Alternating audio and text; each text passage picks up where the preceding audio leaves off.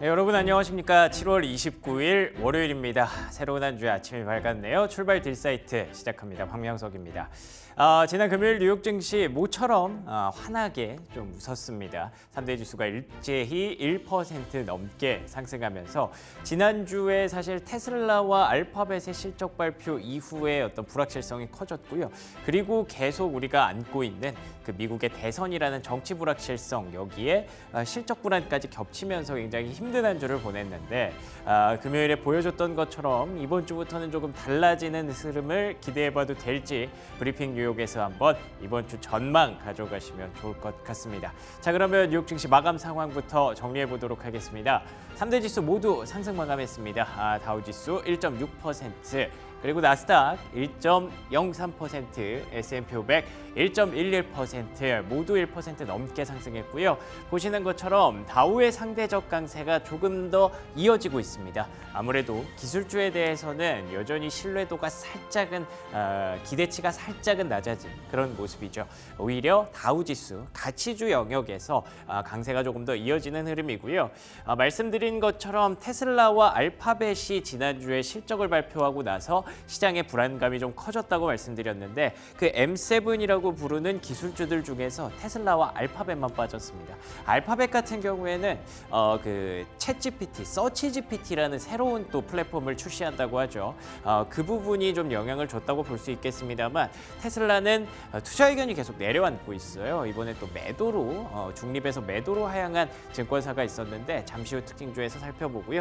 이외에 다른 M7 종목들은 엔비디아 보시는 것처럼 그래도 조금은 저가 매수세에 유입되는 모습이었습니다. 자, 그리고 가치주 영역에서 실적을 발표하고 급등한 3M이라는 종목이 있습니다. 20% 넘게 폭등했는데요. 확실히 기대치가 뭐 그렇게 컸던 종목은 아닌데 의외의 종목, 의외의 구간에서 이렇게 주가가 폭발하는 모습들, 최근에 어떤 시장의 대표적인 흐름인 것 같습니다. 그러면 이 흐름을 만들었던 체크포인트 3가지 한번 정리해 볼게요. 첫 번째로는 일단 시장으로 가보시죠. 저가 반발 매수라도 뭐 좋은 거죠. 4거래일 만에 반등하는데 성공을 했기 때문입니다. 보시는 것처럼 모처럼 이렇게 그린라이트 가득한 그런 핀비즈 테이블이 만들어졌고요. 엔비디아를 비롯해서 마이크로소프트, 애플, 그리고 아마존, 메타까지 M7 중에 M5가 모두 상승했습니다. 테슬라와 구글이 좀 아쉬운 모습을 보이기는 했습니다만, 그래도 저가 반발 매수 모처럼 유입되면서 긍정적인 노래를 불렀는데, 이 흐름이 과연 이번 주에도 이어질 수 있을까? 사실 반반이실 것 같아요. 왜냐하면 뭐 M7 이제 조금 힘들다라는 분도 있을 것 같고요. 그래도 이번 주는 M7에서 말씀드렸던 테슬라와 알파벳 빼고 모두 실적 발표하거든요. 엔비디아 빼고 4개가 실적을 발표하기 때문에 이번 주에는 오히려 기대치가 낮아진 구간에서 조금 더 올라갈 수 있는 그런 룸이 있을 수도 있잖아요. 그래서 이 흐름 계속 이어질 수 있을지, 저가 반발 매수로 단순히 끝나는 게 아닐지 한번 기대해 보도록 하고요. 다음 장 넘겨주시면, 단순히 저가 반발 매수만은 아니었던 게 아시는 것처럼 PC 물가 데이터가 발표가 됐습니다. 연준이 가장 중요하게 본다고 하는 그 물가 지표죠. 뭐 보시는 것처럼 드라마틱하게 떨어진 구간은 아닙니다. 그렇지만 그래도 하락 추세가 이어졌다는 것만으로도 시장이 이미 좀 빠진 구간에서는 안도감을 찾을 수 있는 그런 계기가 됐었고요. 아마 지금 뭐 대선 불확실성, 그리고 실적 시즌 이런 게 없었으면 이게 가장 큰 이슈였을 수도 있어요. 그래서 지금 또 금리 인하에 대한 전망치가 또다시 좀 후퇴하는 그런 모습을 보여줬는데, 보시는 것처럼 다음 달에 9월이죠. 9월에 금리 인하를 하는 가능성이 다시 한번 100%로 또 맞춰졌습니다. 오히려 9월에 한 2번 정도 인하할 것이다 라는 기대치를 갖고 있는 베팅이 11% 넘게 늘어났고요. 3번까지 금리를 75bp까지 인하할 수 있다라는 게 0.4%, 아주 미미하지만 생겨나고 있어요. 이런 부분들 감안했을 때 지난 금요일의 반등이 무의미한 뭐 저가 반발 매수만은 아니었다라는 거, 금리 인하에 대한 기대치 다시 한번 조금 더 상승하면서 아무리 이제는 상수라도 그래도 기분 좋은 그런 반등이 만들어졌다고 보시면 될 것 같습니다. 자, 그러면 두 번째 체크 포인트 확인해 보겠습니다. 정치적 불확실성 계속해서 좀 체크를 해봐야죠. 왜냐하면 지지난주 주말에 트럼프 피격 사태가 있었고요. 지난 주말에는 이제 바이든 후보의 사퇴 이슈가 있었습니다. 그래서 이번 주에도 혹시 또 뭔가 큰 이슈가 터질까 걱정을 했었는데, 뭐 일단은 하나가 나오긴 나왔어요. 왜냐하면 버락 오바마 대통령 전 대통령이 이제 해리스 후보에게 전화를 걸어서 나와 그 미셸 오바마 우리 부부가 당신을 지지하게 된 것에 대해서 너무너무 영광스럽게 생각을 한다라고 얘기를 했습니다. 일각에서 미셸 오바마 여사가 후보로 나올 가능성을 얘기를 했었죠. 그런데 그거는 이제 없어졌고요. 해리스 후보가 거의 상수로 자리 잡는 분위기입니다. 그러면서 이제 해리스 후보에게는 정말 날개가 달린 거죠. 민주당 지지층을 이탈 없이 다 결집을 시킬 수 있게 됐기 때문인데요. 이에 반해서 그 트럼프 진영에서는 살짝 좀 파열음이 좀 들렸습니다. 이 제이디 벤스 부통령 후보잖아요. 러닝메이트인데 이 사람이 2021년도에 폭스뉴스에 나가서 얘기했던 게 도마 위에 올랐어요. 어떤 얘기냐면 차일드리스 캣 레이디스, 그러니까 아이가 없는 흔히 말하는 그 캣맘이라고 하죠. 아이가 없는 캣맘들이 미국을 이렇게 계속 리드하고 리더가 되는 것을 자기는 볼 수가 없다라는 얘기입니다. 굉장히 좀 공격적인 발언이죠. 근데 그때 당시에는 폭스뉴스에 나오는 사람들이 다 그런 비슷한 얘기를 해서 별로 크게 이슈가 안 됐대요. 근데 이제는 그냥 일반 의원이 아니라 부통령이 될 수도 있는 사람이잖아요. 그러다 보니까 미국 내에서 특히 여성들, 예를 들면 헐리우드의 이제 제니퍼 애니스톤, 그리고 또 엄청난 MZ들의 그 등을 업고 있는 그런 그 사람들이 계속 지금 그 얘기를 하고 있다고 합니다. 그 테일러 스위프트 팬들이 굉장히 크게 들고 일어났다고 하더라고요. 테일러 스위프트가 실제로 딱 이 얘기를 해요. 결혼은 안 했고 그 고양이는 한 3마리 정도 키운다고 하더라고요. 그래서 화가 많이 나서 이 사람을 계속 굉장히 비판적으로 얘기를 하고 있다고 하는데, 다시 말하면 저쪽은 좀 힘이 생겼고요. 이쪽은 파열음이 일어난 상황에서 어떻게 우리가 트레이딩 기회를 얻어야 될지에 대해서 좀 고민이 되실 것 같습니다. 그래서 다음 장 넘겨주시면 지지율 격차가 확인이 되고 있는데, 말씀드리는 것처럼 이 바이든이 깎아먹었던 지지율을 해리스가 정말 많이 회복을 했고요. 그리고 트럼프 진영에서는 트럼프가 올려놓은 지지율을 지금 벤스가 좀 깎아먹고 있는 그런 상황이에요. 그러면 이 지지율 격차가 정말 진짜 이제는 미미하다라고 보셔도 될 것 같습니다. 물론 이 그냥 지지율로만은 판단할 수가 없죠. 그 경합주에서 지지율이 어떻게 나타나는지가 조금 더 중요한 부분인데, 경합주에서도 거의 접전이라고 하더라고요. 그렇기 때문에 결과론적으로 제가 말씀드리고 싶은 건 트럼프 트레이드, 트럼프 대세론이 확 일어나면서 트럼프 트레이드가 정말 가속화됐었는데, 지금부터는 그것만은 조금 중단할 필요가 있다라는 생각이 들고요. 이게 아직 계속 말씀드리지만 아직 4개월, 3개월이 남았습니다. 그렇기 때문에 지금 앞으로 이 지지율 격차가 어떻게 줄어들지는 정말 변동성, 알 수 없는 구간으로 들어갔기 때문에 트럼프 트레이드든 해리스 트레이드든 잠깐 중단하시는 게 맞지 않을까라는 생각이 드네요. 자, 세 번째 체크 포인트 한번 얘기해 볼게요. 그러나 이 두 사람이 모두 지지하는 그 하나의 구간이 있다면, 영역이 있다면 그건 또 얘기가 달라지는 거겠죠. 트럼프 후보가 이번 주말에 그 비트코인과 관련해서 컨퍼런스가 되게 크게 열렸거든요. 거기서 지난번에 한번 언급드린 적이 있는데 스트래티직 내셔널 크립토, 그러니까 전략적 자산으로 비트코인을 포함시킬 수 있다라는 그런 보도가 나왔었잖아요. 근데 트럼프 후보가 확실하게 얘기했습니다. 내가 대통령이 되면 비트코인은 이제 미국의 전략적 자산이 될 것이다.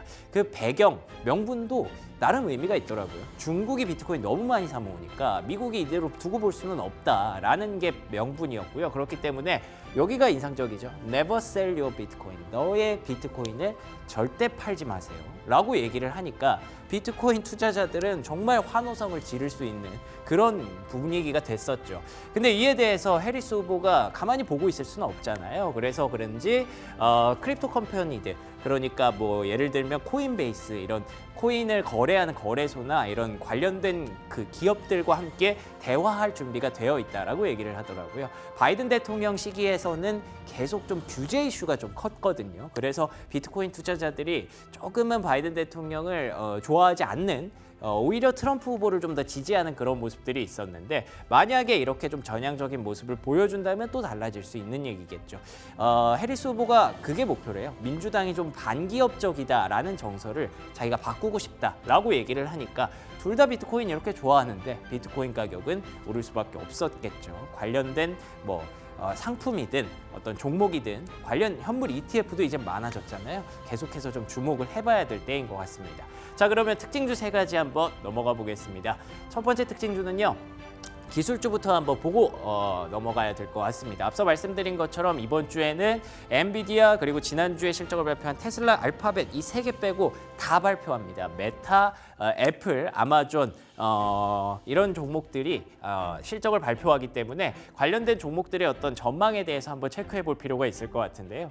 엔비디아에 대해서는 약간 좀 부정적인 얘기가 나왔습니다. 이 50일선을 하회 이탈하고 있는 상황에서 빠르게 올라오지 못한다면 이것은 대규모 매도의 전조가 될 수 있다라는 그런 경고였습니다. 지난번 4월에도 비슷한 얘기가 있었는데 이때는 그래도 한 2주 걸렸어요. 2주 만에 다시 본궤도로 올라오는 모습이 있었기 때문에 한번 위기를 넘겼지만 이번에는 또 다를 수 있다는 지적이고요. 다시 말하면 이번에도 한 2주 만에 2주 정도를 보고 많이 올라오지 못한다면 그때부터는 진짜 주의를 해야 된다라는 그런 경고성 메시지가 있었더라고요. 그런데 뱅크 오브 아메리카에서는 조금 다른 얘기합니다. 기술주에 대해서 지금 실적 발표하기 전에 빨리 사라 이런 얘기들을 하고 있더라고요. 어떤 종목이냐면 마이크로소프트, 애플 그리고 마이크론 테크놀로지, 쇼피파이 이런 기업들이 있는데 단순히 그냥 M7을 다 얘기한 건 아니에요. 엔비디아는 여기 없잖아요, 리스트에. 그렇다는 측면에서 확실히 좀 부담되는 종목들은 좀 있는 것 같습니다. 최근에 실적 시즌에 어떤 바이브가 좀 그런 것 같고요. 너무 많이 오른 종목들에 대해서는 약간은 리스크 관리가 필요한 구간, 오히려 조금 뒤처졌던 종목들이 그 로테이션 트레이딩의 어떤 수혜가 될 수 있는 그런 종목들을 많이 보고 있다는 게 지금 월가의 전반적인 좀 분위기인 것 같네요. 자, 그러면 다음 특징주 보겠습니다. 앞서 말씀드렸던 M7 중에 지난주에 실적을 발표한 이 2개 기업 빼고 주가 다 올랐다라고 말씀드렸는데 알파벳은 사실 개별적 이슈라도 있었거든요. 서치 GPT 여파라는. 근데 테슬라는 그런 게 없었음에도 불구하고 하락했다는 점에서 한번 챙겨볼 필요가 있을 것 같은데요. 테슬라가 실적을 발표하고 나서 어느덧 4번째 투자 의견 하향이 있었습니다. 중립에서 매도로 의견을 하향했고요. 근거는 3가지였어요. 중국의 어떤 그 불안감, 중국의 경쟁이 좀 더 심화되는 불안감, 그리고 유럽에서도 계속 관세를 매기고 있는 것, 그리고 미국에서 만약에 트럼프 후보가 대통령이 된다면 IRA 보조금까지 없어질 것이다라는 3가지 근거였는데요. 충분히 근거가 됐죠. 이에 대해서 또 머스크 CEO가 얘기하고 있는 로봇 택시라든지 휴머노이드라든지 자율주행 이런 거는 사실 지금 테슬라가 안고 있는 리스크 요인들이 아닌데 그걸 계속 애써 외면하고 다른 얘기를 하고 있다라는 것에 대해서 굉장히 좀 신랄하게 비판을 하더라고요. 충분히 공감이 가는 그런 내용이어서 제가 좀 실어봤고요. 그러면 테슬라가 과연 어디에서 터닝 포인트를 좀 찾을 수 있을지, 항상 테슬라는 안 좋다 얘기가 나올 때가 저점이었는데 이번에도 그럴지 굉장히 좀 궁금해지는 부분인데요. 어쨌든 지금은 살짝은 투자 심리 악화돼 있는 건 사실인 것 같습니다. 자, 마지막 특징주 하나 간단히 볼게요. 실적주고요. 하나는 3M 그리고 하나는 데커스 아웃도어라는 종목인데 3M 그렇게 크게 기대도 안 했던 가치주가 23% 폭등했고요. 데커스 아웃도어는 어느 정도 기대감이 있었죠. 왜냐하면 이제 신발 호카라는 브랜드 그리고 어그라는 브랜드가 굉장히 인기를 끌고 있으니까요. 근데 최근에 소비 심리가 악화되면서 좀 약세를 보였다가 이번에도 실적이 좋았음에도 불구하고 음봉이 떨어졌어요. 그렇기 때문에 시장의 어떤 분위기를 좀 읽을 수 있는 2개의 종목이 됐던 것 같아서 말씀을 드리고 싶었고요. 가치주, 기대도 안 했던 가치주는 실적 한번 좋게 나오면 이렇게 노래를 부르지만 반대로 소비 심리가 좀 악화된 구간에서 기대치가 좀 높았던 종목들은 그 이상을 좀 보여줘야 되는 굉장히 어려운 구간에 놓여 있는 것 같습니다. 이 부분들 여러분의 투자 포인트로 잘 녹이시면 좋을 것 같네요. 지금까지 브리핑 뉴욕이었고요. 조은준 캐스터와 시황 브리핑 이어갑니다. 지난주 글로벌 시장 살펴보도록 하겠습니다. 지난 금요일 원달러 환율은요, 하락 출발했지만 등락을 반복했던 하루였는데요.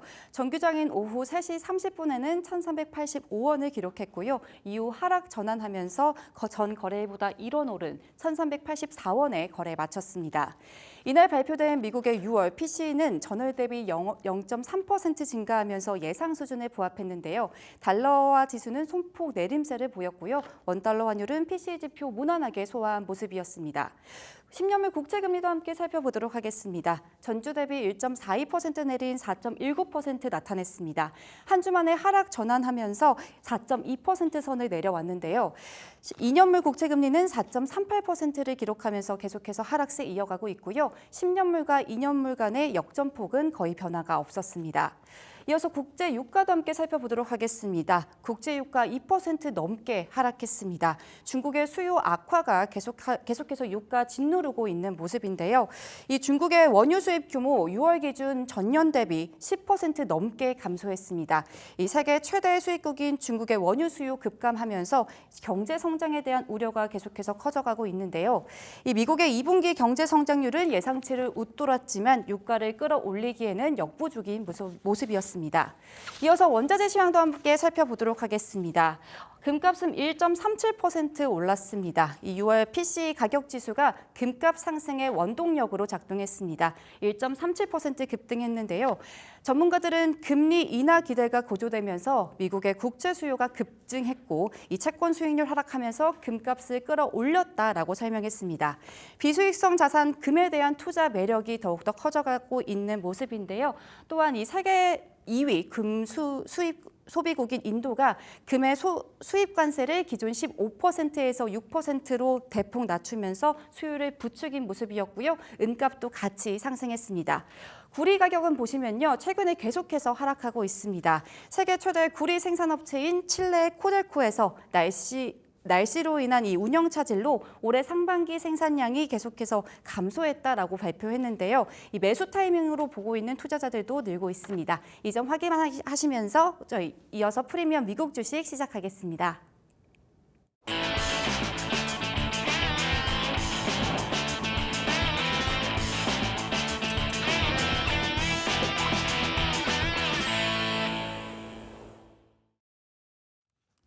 네, 글로벌 증시 흐름 마무리해보고요.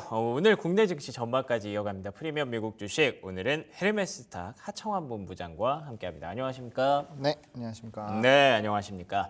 자, 일단 지난주에 많이 힘들었죠, 시장이. 정치적 불확실성이 원래 있었는데 거기다가 이제 테슬라, 알파벳 이슈까지 더해지면서 전반적으로 좀 불안한 흐름이 있었는데요. 금요일은 좀 괜찮았더라고요. 맞습니다. 이제 뭐 3대 지수뿐만 아니라 러셀까지 뭐 상승을 해버렸고요. 그다음에 뭐 이렇게 안 좋은 일이 있었나 싶을 정도로 뭐 전반적으로 초록초록하게 좀 마무리가 됐습니다. 아무래도 이제 PC에 대한 발표 부분들이 조금 영향이 크지 않았나라고 보고 있는데요. 예. 아무래도 이제 뭐 기업들의 이런 실적 발표에 따른 변동성, 워낙 이제 미국 주식에서는 이런 실적 발표 시즌에 좀 핫하게 왔다 갔다 하는 것들은 그렇죠. 뭐 이미 다들 알고 계실 거고, 그다음에 이제 요번에 금리 인하에 대한 약간 좀 물음표가 생겼었던 지표가 선제적으로 발표가 됐었죠. 이제 GDP 부분이 예상치가 2.0이었는데 이제 2.6%로 나오면서 이렇게까지 경기가 강하면 금리 인하를 조금 더 미룰 수 있지 않을까, 혹은 금리 인하에 대한 가능성이 우리는 연내 3회까지도 확대를 해놨는데 이게 좀 흔들리는 것이 아닐까라는 부분들이 일부 있었거든요. 그러다 보니까 실적에 대한 부분이 발표에다가 이제 그 지표까지 발표가 되면서 한번 좀 강하게 차익 매물들이 나왔는데 이제 금요일장 같은 경우는 이제 PCE 지표가 뭐 예상치보다 뭐 소폭 상승한 부분도 있지만 거의 이제 대체적으로 부합하는 흐름들이 나왔습니다. 이게 중요한 거는 작년과 비교했을 때는 뭐 상승이지만 그래도 이제 이 개월로 보면은 일부분 떨어지고 있는 2월 달부터 올라갔다가 이제 3, 4월부터 해서 꺾이는 이런 흐름들이 나타나니까 이거는 물가가 이제 떨어지는 게 맞다라는 부분으로 인식이 좀 커지고 있고, 앞에서 브리핑 해주신 것처럼 지금 유가 같은 경우도 이제 77 수준까지 좀 떨어졌거든요. 배럴당. 예. 근데 이제 우리가 중요하게 봤었던 게 뭐였죠? 그렇게까지 굳건하게 버텼던 쉘터 부분까지 상승폭이 좀 둔화가 됐거든요. 그러면 에너지 가격은 다시 떨어졌으니까 다시 올라오더라도 이제 다시 떨어질 것이라는 것은 우리가 확인이 되어 있는 상황이고, 쉘터까지 떨어지면 이건 지표가 올라갈 수가 없거든요. 그러니까 이제 이거는 이제 뭐 지표단에서는 어느 정도 우리가 한시름을 덜어도 되는구나에 대한 시그널들이 굉장히 강해졌고, 그러면서 이제 며칠 뒤에 바로 할 우리 30일, 31일에 FOMC가 있잖아요. 그렇죠. 근데 그때부터 뭐 벌써 금리 인하를 해야 된다라는 얘기가 다시 한번 높아지면서 시장이 좀 랠리가 좀 나왔다라고 보시면 될 것 같습니다. 그래서 뭐 여러 가지 실적들에 대한 그런 부분들도 있지만 전반적으로는 이제 금리 인하에 대한 이런 전반적인 시나리오 자체가 바뀌지 않았다라는 부분을 좀 확인하는 과정에서 이제 전 종목군들이 대부분 좀 좋았다라고 보시면 될 것 같고요. 물론 이제 종목군으로 본다라고 한다면 정책적인 이런 흐름들이 그런 부분에 영향을 받았다라는 부분에서는 우리가 배제할 수는 없습니다. 지금 그래요? 시장 자체가 그렇게 좀 움직이고는 있지만 아무래도 이제 정책발이 굉장히 강하게 영향을 주던 그런 부분에서 다시 한번 매크로 쪽으로 넘어온다라는 부분들 그리고 이번 주가 굉장히 슈퍼위크잖아요. 그렇죠. 뭐 미국뿐만 아니라 뭐 일본도 하고 뭐 영란은행에서도 하고 하니까 그런 이제 전체적인 기조에 따라서 이게 경기가 이렇게 미국 자체는 나쁘지 않은데도 불구하고 금리 인하를 같이 동행을 해주는구나. 그걸 안 해버리면 달러 인덱스 자체가 또 들썩들썩거리면서 강달러가 나오고요. 예. 그러면은 좀 부담이 생길 수밖에 없거든요. 그래서 이번 주에서 과연 FOMC가 어떠한 기조를 보여주는지 그리고 이런 뭐 영란은행이라든지 일본에서의 기준 금리를 어떻게 하는지에 따라서 상당히 달러 인덱스를 포함한 이런 달러의 강세 흐름들이 나타날 수 있으니 그런 것들까지는 조금 생각을 해보시긴 해야 될 것 같다. 정도로 정리드리겠습니다. 맞습니다. 이번 주 굉장히 이슈가 많아요. FOMC뿐만 아니라 말씀해주신 대로 BOE, BOJ 그런데다가 실적 시즌도 뭔가 좀 클라이막스에 좀 가는 것 같고요. 그리고 또 이제 고용 지표도 또 발표되는 주간입니다. 그렇기 때문에 굉장히 중요한 굵직굵직한 이슈들을 앞두고 그래도 금요일에 이렇게 반등을 해줘서 약간 좀 한시름 덜었다라고 보시면 좋을 것 같은데 기술주 얘기를 한번 해볼까요? 테슬라랑 알파벳이 좀 밀리기는 했습니다만 네. 다른 5개 M7을 구성하는 5개 종목은 다 올랐거든요. 어떻게 보세요? 그냥 단순한 저가 매수 정도?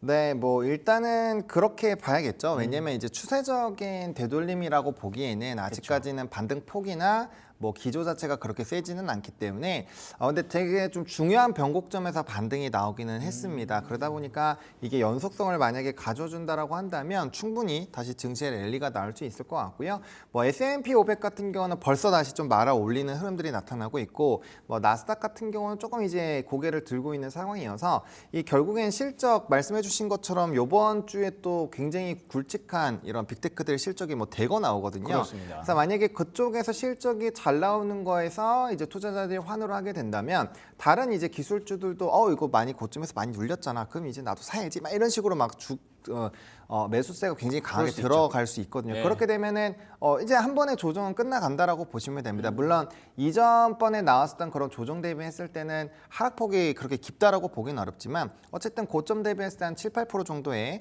조정이 나왔기 때문에 충분히 이런 지수단에서도 좀 조정이 나왔다라고 볼 수 있을 것 같고요. 기술주들은 굉장히 중요합니다. 지금 엔비디아 같은 경우는 아직까지는 좀 걸려있긴 하지만 140불 하던 게 이제 113불까지 내려와 있거든요. 그렇죠. 그리고 뭐 대표적으로 뭐 마이크론 테크놀로지 같은 종목군들도 상당히 고점 대비해서 많이 눌렸습니다. 그러면 실적발로 이렇게 나머지 종목군들이 반등을 해준다면은 충분히 조정을 받았다라는 그런 인식 자체는 가질 수가 있거든요. 그래서 그런 것들이 어떻게 나오는지가 좀 굉장히 좀 중요할 수 있겠다라고 보실 수 있겠고요. 그 다음에 이제 뭐 테슬라 같은 경우는 사실상 우리가 기대감이 좀 너무 컸기도 했었고 또 단기적으로 상승폭이 굉장히 컸기 때문에 그건 좀 논외로 보실 필요는 있을 것 같고요. 대신에 일론 머스크가 최근에 트윗에서 좀 상당히 재밌는 것들을 많이 해놓고 있어요. 그래요? 뭐 푸사를 이렇게 눈에서 레이저 나오는 다들 아시죠? 홈랜더 같이 좀 바꿔놓은 것도 있고 그리고 이제 자율주행을 믿지 않을 거면 팔아라. 그 얘기인 즉슨 전 반대로 보면은 자신이 있다는 얘기거든요. 그러네요. 사실 뭐 기술력이나 데이터베이스 쌓인 것만 보더라도 그 얘기는 즉슨 시간이 걸릴지언정 결국엔 터진다 이 얘기죠. 그리고 이제 그 홈랜더 그다음 한번 보신 분들 많이 있으시겠지만 어쨌든 그런 부분에서의 좀 뭔가 보여주려고 했었던 그런 이제 바꾼 흐름들은 뭐 조금은 별개지만 어쨌든 강하게 움직이지 않을까라고 보고 있고요. 예. 뭐 나머지 산업군들에서도 뭐 기술주를 제외한 부분에서도 뭐 전반적으로 좋았죠. 뭐 가치주로 대표적으로 통하는 뭐 이런 뭐 여러 가지 부분들에서도 좋은 흐름들이 나타나서 뭐 일단 증시 자체는 그래도 좀 체력을 굉장히 좀 회복을 하려는 움직임이 나타나고 있는 거고요. 네. 대신에 이게 좀 혼란스러운 것 같아요. 그 러셀은 그래도 최근 기조가 굉장히 강하잖아요. 그렇죠. 그러면 이제 가치주나 중소형주로 분명 수급의 움직임이 나오려고 하는 거는 같은데 이 기술주의 실적 발표들이 있으니까 그거에 대해서 미련은 못 버리고 있는 것 같은 느낌이 사실 확실히 이번 주가 듭니다. 좀 변곡점이 될 수도 있다는 생각 많이들 하실 거거든요. 네. 지난주까지는 뭐 다우랑 가치주랑 중소형주 뭐 좋았어, 오케이. 근데 이번 주는 이제 기술주에 대한 어떤 기대감이 지난주처럼 높지도 않고, 그렇죠, 맞아요. 네, 네. 오히려 좀 꺾여 있는 상황에서 약간은 좀 서프라이즈 나올 수도 있지 않을까, 다시 흐름이 이쪽으로 갈 수도 있지 않을까. 이거는 아직 본부장님도 확신은 못 하시는 거죠. 그렇죠. 이거는 아마 실적 발표 나오고 네. 투자자들이 반응을 하는 거에 따라서 좀 움직여야 될 것 같아서 만약에 내가 이제 저점 대비해서 러셀 포지션을 좀 상당히 잡아서 거기에 따른 수익을 좀 상당히 나고 있으셨던 분들이라면 한 번 정도는 러셀 쪽에서 또 차익을 하고 다시 한번 기술주로 넘어가는 시나리오 정도는 한 번 정도는 생각을 해놓을 필요는 있을 것 같다 정도로 일단 정리드리겠습니다. 알겠습니다. 그리고 아까 저희가 좀 대화하는 과정에서 잠깐 얘기해 주셨는데 네. 어떤 정책 모멘텀이 여전히 좀 나타나는 모습이었다라고 하셨던 거는 어떤 흐름에서 보신 거예요? 일단은 뭐 코인 관련된 쪽도 네. 그랬고요. 뭐 아시겠지만 코인 같은 경우는 사실 좀 선제적으로 선반영된 부분들이 있어서 일부 빠지는 흐름들은 있었지만 예. 다시 한번 이제 일요일에 좀 말아 올리는 흐름들이 나타나더라고요. 그렇죠. 그래서 그런 부분에서 봤을 때 금일 이제 또 월요일장이 열리게 된다면 또 이제 코인베이스 글로벌, 뭐 마이크로 스트레이티지 같은 종목군들 좀 반응이 나올 거고 또 코인베이스와 또 마라홀딩스 디지털 뭐 요거 이제 최고라는 그런 기업들 같은 예, 경우는 이번 주에 또 실적 발표가 있어요. 그러니까 거기서 만약에 성과가 잘 나오면 이렇게 정책적인 뒷받침에다가 실적까지 나온다라는 것은 거래 대금이 풍부하다라는 거고 그건 또 이제 코인 시장이 조금은 화랑을 또 만들어낼 수 있는 요인이 될 수 있거든요. 그래서 그런 것까지 좀 엮어서 보실 필요는 있을 것 같고 그다음에 이제 뭐 사실 금융주들 같은 경우도 이 실적 발표를 봤을 때는 사실상 연속성을 가지고 계속 올라가기가 좀 쉽지 않은 시장이긴 하거든요. 그렇죠. 근데 그럼에도 불구하고 오늘 요번에 좀 좋았다라는 점 이런 것들을 좀 본다라고 그러네요. 한다면 정책적인 부분들이 여전히 좀 묻어 있긴 하구나 정도로 보시면 좋을 것 같고 물론 이제 우리가 여론조사를 본다라고 한다면 해리스와 이제 트럼프의 그 비중 자체는 굉장히 좀 붙어 있는 수준까지 왔습니다. 그렇더라고요. 근데 이제 또 요번 주에 민주당에서 최종 후보 또 선결하는 그런 또 투표를 하기 때문에 거기에 따른 좀 일부 변동성이 나올 수 있지 않을까. 왜냐면 만약에라도 다른 후보가 나온다고 했을 때는 또 뭐야 이거 마리아나랑 이런 것도 아니잖아 이렇게 될 수도 있잖아요. 그러니까 그러네요. 그런 생각들까지는 조금 해보시면 좋을 것 같아요. 그게 아마 제가 알기로는 목요일이었던 걸로 기억을 하고 있는데 어쨌든 그런 이벤트들은 좀 체크를 해보실 필요가 있을 것 같습니다. 알겠습니다. 그 가치주 중에서 3M이라는 종목이 폭등을 했던데 네. 혹시 여기서 저희가 뭐 얻을 수 있는 뭐 시장의 힌트 이런 게 좀 있을까요?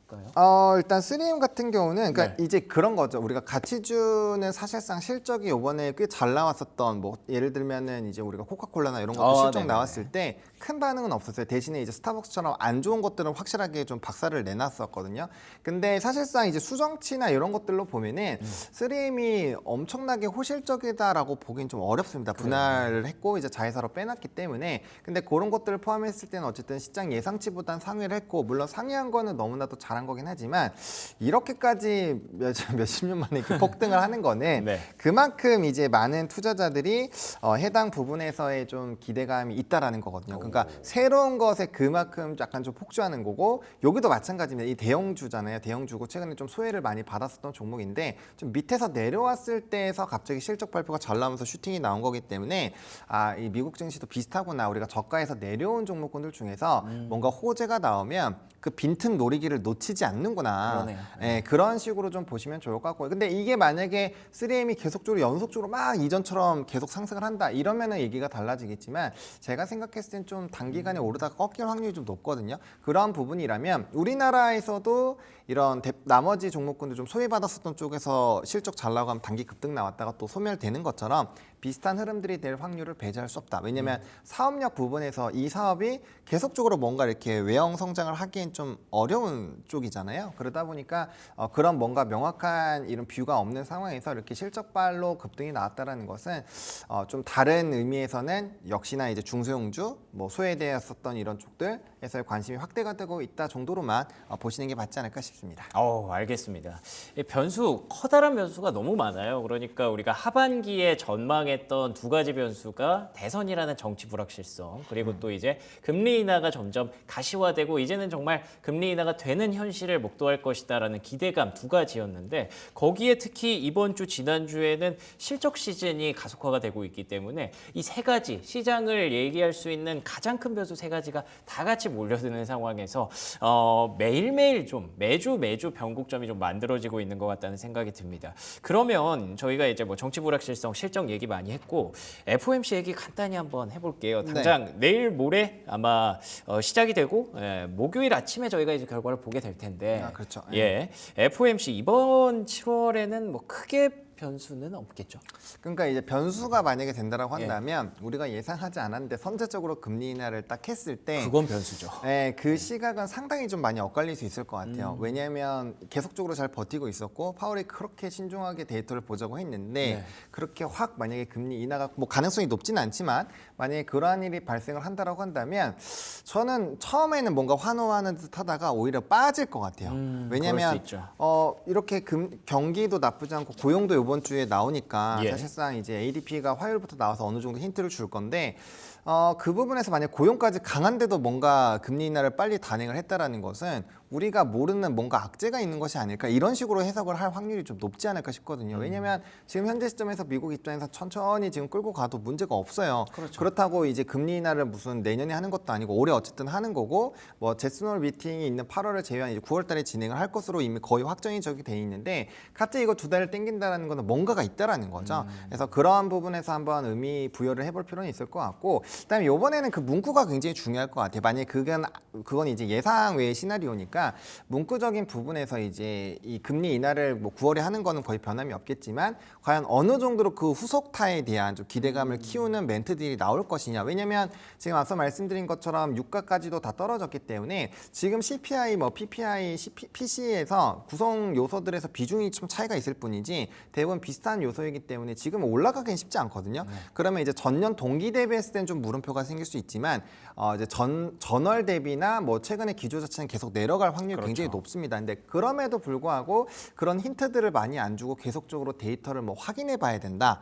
그때도 계속적인 신중론이 나오면 그거는 또 되게 안 좋을 것 같거든요. 그래서 그런 이제 멘트적인 부분에서 어느 정도 차이가 있는지를 봐야 되고요. 지금 이 정도 데이터라면 사실 9월에는 조금 더 시그널을 주고 그 이외에서도 뭔가 더 할 수 있다라는 그런 모멘텀적인 부분들을 좀 꺼내 놓는 게 맞다라고 보여지고 있기 때문에 뭐 데이터가 변한다면 모르겠지만 그게 아니라고 한다면 어쨌든 그런 부분 봐야 될 것 같고요. 또 그게 없더라도 이제 비농업 고용이 너무 세다. 실업률도 같이 나오는데 그게 막 말도 안 되게 센 상황이 유지가 되고 있다. 뭐 오히려 3%대로 다시 실업률이 돌아온다거나 이렇게 됐을 때는 말하지 않아도 이게 GDP 잘 나왔죠. 고용 잘 나오면 다음번 금리 인하는 조금은 더 더뎌질 수도 있겠다. 이런 시그널이 생기면 FOMC에서 좋은 얘기를 함에도 불구하고 오히려 더 낙폭이 커질 수 있으니 그런 부분들도 꼭 감안하셔가지고 복합적으로 지금 생각하셔야 된다라고 정리드리겠습니다.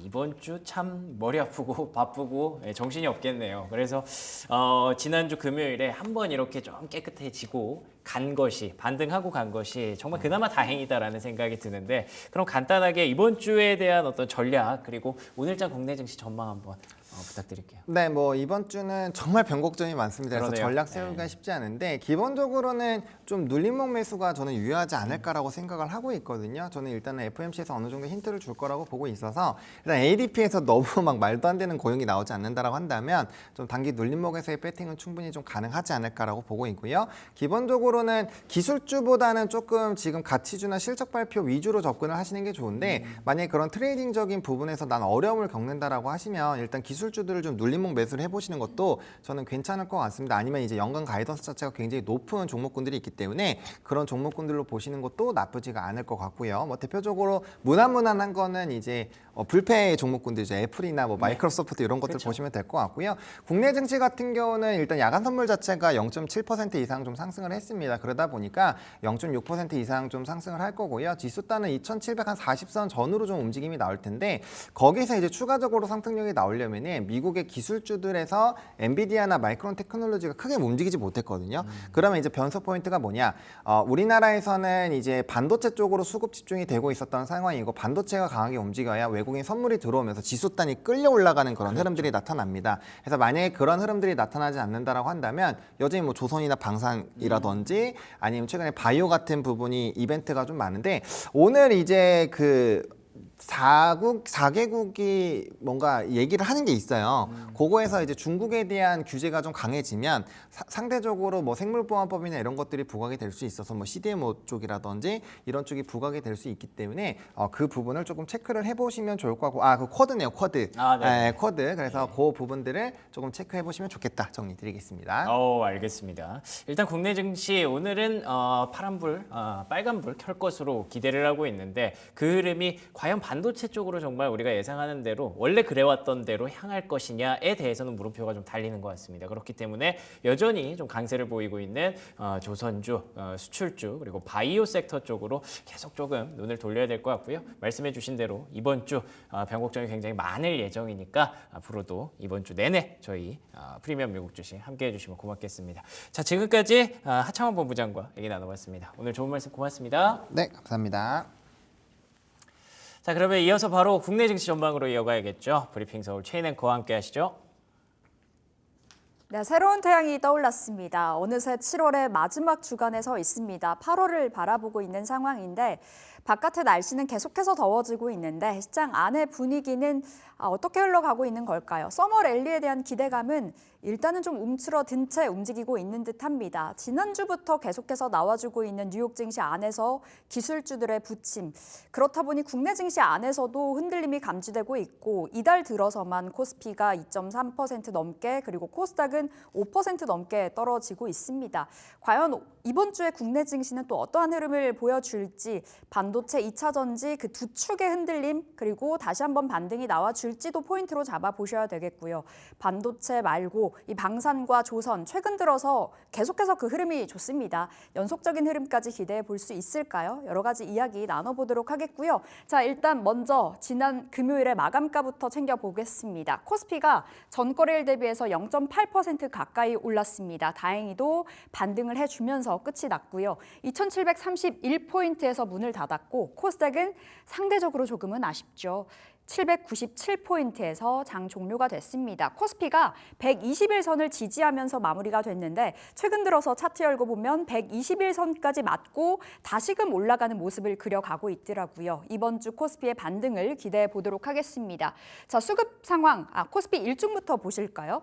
코스피 지속적으로 좀 오름폭을 확대하는 분위기가 이어졌습니다. 2717포인트까지 개장 직후에 그 오름폭을 반납하나 낙폭을 확대하나 싶었지만 이내 좀 힘을 내줬습니다. 반도체, 삼성전자, SK하이닉스가 단숨에 반등을 보여주면서 물론 큰 폭은 아니지만요. 기관 쪽에서 매수가 유입이 됐고요. 2731포인트까지 오름폭을 확장시켰습니다. 상대적으로 코스닥은 계속해서 흔들렸습니다. 2차 전지, 코스닥 보실게요. 2차 전지 단의 흔들림이 이어지는 하루였었고요. 오후장 들어가면서부터 다시금 낙폭을 확대했습니다. 795포인트까지 저점을 확대하다가 800선까지 올라가는 모습이었고요. 이 저가와 고가가 한 5포인트가량 차이 난 채 그 변동성이 보여진 채 움직여졌던 하루였습니다. 자, 수급 보도록 하겠습니다. 유가증권 시장 안에서 기관 나홀로 사자 펼쳤습니다. 3,900억 원의 순매수였고요. 기관이 외국인이 던져낸 전기전자 업종을 받아내는 모습이었습니다. 삼성전자, SK하이닉스, 한미반도체 중심으로 강하게 매수세가 들어왔고요. 개인은 차익 실현 매물 지속적으로 좀 파는 모양새 그려가고 있습니다. 외국인들의 셀코리아도 이어지고 있고요. 아무래도 환율의 부담이 계속해서 외국인들의 자금 이탈을 부추기고 있습니다. 자, 코스닥의 흐름 보실까요? 코스닥은 외국인 기관의 동반 매수가 들어와 주고 있습니다. 외국인들 420억 원, 기관 500억 원의 순매수고요. 반대로 개인은 1,000억 원 가까이 매도 물량을 출회하고 있는 모습입니다. 자, 과연 이번 주 시장 어떻게 흘러갈 것인가 살펴보도록 하겠고, 지난주 외국인 기관 어떠한 종목들 중심으로 잡아갔는지 투자 포인트 잡아보도록 하겠습니다. 네, 국내 증시 수급의 향방 살펴보시죠. 지난주 금요일에 기관이 매수세가 들어왔고요. 외국인들 매도량 줄여가면서 국내 증시 기술적 반등 보였는데요. 특히 조선과 금융주 그리고 건설업종의 강세가 지수 상승 이끌었습니다. 이 변동성 장세 이어지면서 외국인의 장바구니에는 역시나 반도체주는 들어오지 않았고요. 대신 조선주가 들어온 모습입니다. 외국인이 가장 많이 샀던 종목 삼성중공업인데요. 지난 일주일 동안 외국인 순매수 1위를 기록하면서 1조 7천억 원 넘는 물량 사들였습니다. 삼성중공업과 함께 HD한국조선해양 그리고 HD현대중공업도 자리하고 있는데요. 이렇게 대표적인 조선업, 2분기 실적 축포로 인해서 금요일에 일자리 장중 52주 신고가 달성했고요. 안정적인 수주를 바탕으로 올해 하반기에는 더욱더 큰 성과가 두드러질 것으로 전망하면서 증권가에서는 모두 목표 주가 상향 조정했습니다. 이 강세 흐름 이어가는 와중에 아직 조선업 슈퍼사이클 초입 단계다, 시작에 불가하다라는 의견도 함께 체크해 보시고요. 함께 강세 보였던 금융주도 한번 보시겠습니다. 우리 금융지주 그리고 신한지주 이렇게 자리하고 있는데요. 이 2분기 호실적에 더해서 이 구체화된 밸류업 계획, 주주 환원 정책으로 우리 금융지주는 11% 그리고 신한지주 6%대 강세 보였습니다. 기관 순매수 상위권에는 SK하이닉스와 삼성전자 이렇게 반도체주 자리하고 있습니다. 최근에 미국 증시가 빅테크 기업들의 강한 조정 받으면서 이 두 종목 큰 직격탄을 받았는데요. 외국인은 팔았지만 기관이 들어오면서 그리고 개인의 저가 매수세까지 들어오면서 금요일에는 강보합권에 거래 마쳤습니다. 또한 지난주에 SK하이닉스 이 용인 반도체 클러스터에 9조 이상 투자하면서 AI 반도체 생산 거점으로 성장시키겠다라는 소식도 전했는데요. 셀트리온은 3위에 자리하고 있고요. 마지막으로 삼성 E&A도 함께 살펴보시겠습니다. 8% 넘는 강세 보였는데요. 올해 2분기 영업이익이 지난해 동기보다는 감소한 것으로 잠정 집계됐지만 이 시장 전망치를 상회하는 실적 발표했습니다. 지난 2분기에 따른 초대형 화공 플랜트가 상반기 실적 이끌었는데요. 하반기에도 안정적인 성장 이어갈 계획이라고 발표했습니다. 이렇게 외국인과 기관의 수급 살펴보았습니다. 이어서 궁금한 종목 Y에서 더 깊이 있게 우리 시장 살펴보시죠. 네, 시장의 중심 잡아보는 시간 갖도록 하겠습니다. 과연 이번 주 증시의 흐름 어떻게 전개가 될까요? SP인베스트먼트 이주호 본부장 함께 할게요. 어서 오세요. 안녕하세요. 네, 본부장님. 시장 지난주까지 너무 힘들었거든요. 사실 7월 들어와서부터 계속 맥을 못 추고 있는 국내 증시인데 포인트 잡아보겠습니다. 네. 첫 번째로는 역시나 시장 전략. 이 코스피에 회전율이 연 최저를 찍었다. 그만큼 손바뀜이 활발하지 않다는 이야기고, 그리고 거래대금도 메말랐더라고요. 시장에 돈이 돌지 않는 것 같은데 지금 이 상황에서 전략 어떻게 세워봐야 될까요? 일단 외국인들의 이탈이, 수급적인 이탈이 가장 크고요. 환율이 좀 내려오지 않다 보니까 상대적으로 신규 자금 유입이 없다 보니 나가는 자금이 많다. 이거는 왜 그러냐면 사실 제가 만약에 미국인이라도 네. 우리나라에 굳이 투자하기보다는 미국에 더 투자하고 싶어 할 것 같아요. 그러다 보니까 이러한 부분들, 그리고 원달러 환율이 높다가 보면은 이제 달러가 강세를 계속 보이다 보니까 원화가 상대적으로 약세거든요. 예. 그런 측면에서 외국인들의 수급을 악화시키는 요소가 되지 않았나 이렇게 생각을 하고 있고, 최근에 미국 증시의 그런 변동성들, 그러다 보니까 국내 증시는 어떻게 보면 소외받고 있고, 또 뭐 미중 분쟁 사이 속에서 이러한 부분들이 사실 관심도 자체가 한국이 좀 떨어지지 않나 이렇게 봤을 때 지금 이러한 흐름이 나오는 가장 큰 이유는 그 부분이 가장 크다. 좀 수급적인 요인이 크다 이렇게 보시면 좋을 것 같습니다. 원체 환율 이제 강달러가 지속이 되고 있다 보니 이제 외국인들의 팔자가 이어지고 있는 거고, 그럼 이 안에서도 외국인 팔지만 담아가는 쪽도 있잖아요. 그쪽으로 힌트를 얻어보는 것도 하나의 전략일까요? 네, 뭐 그런 것도 좋은데 아까 말씀하셨던 것처럼 전반적인 거래대금 자체가 크지 않는 상황이기 때문에 이게 개인 투자자분들 입장에서는 그러면은 외국인과 기관을 또 따라가야 되냐 이렇게 예. 생각할 수 있는데, 막상 그들이 원하는 그런 수익이라던가 그런 기간이 있거든요. 그럼 그 기간에 맞춰서 또 따라서 매매하는 게 쉽지가 않아요. 왜냐면 이번 주는 외국인 기관 샀는데 갑자기 내가 산 날부터 갑자기 또 팔면은 예. 이게 또 결국엔 또 그렇게 되는 거거든요. 그러다 보니까 아무래도 이게 그냥 짧은 기간 동안 그런 단기적인 수급을 보는 것보다는 전체적으로 뭐 달로 자르거나 아니면 네. 뭐 한 2, 3주 정도로 이렇게 좀 보시면서 꾸준하게 수급이 들어오고 지금 특히나 이제 실적 시즌이기 때문에 실적 모멘텀이 확실하게 있고 예상치보다 좀 상회할 수 있는 뭔가 모멘텀이 뚜렷한 네. 그런 기업들을 좀 찾아서 보시는 게 좋을 것 같습니다. 확실히 이제 뒷받침이 되는 실적이 찍히는 기업들은 봐도 되지만 당장의 수급을 보고 이 종목 사야 되는 하지 말자라는 관점으로 풀어주셨는데요.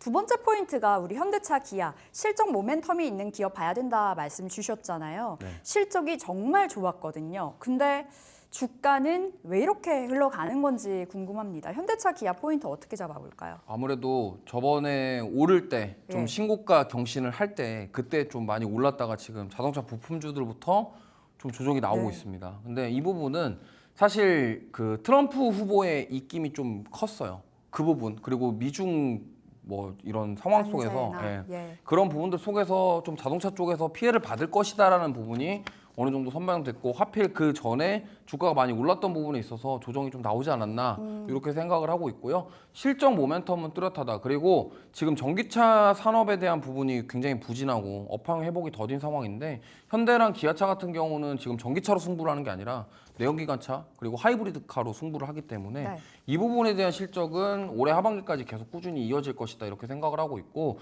사실 이게 지금 역대급 실적과 자동차 사업 부진 속에서 약간 이게 투자자분들이 오락가락 하실 수가 있는데 지금 한번 생각해 보셔야 될 거는 지금 현대기아차는 전기차에 집중하고 있지 않아요.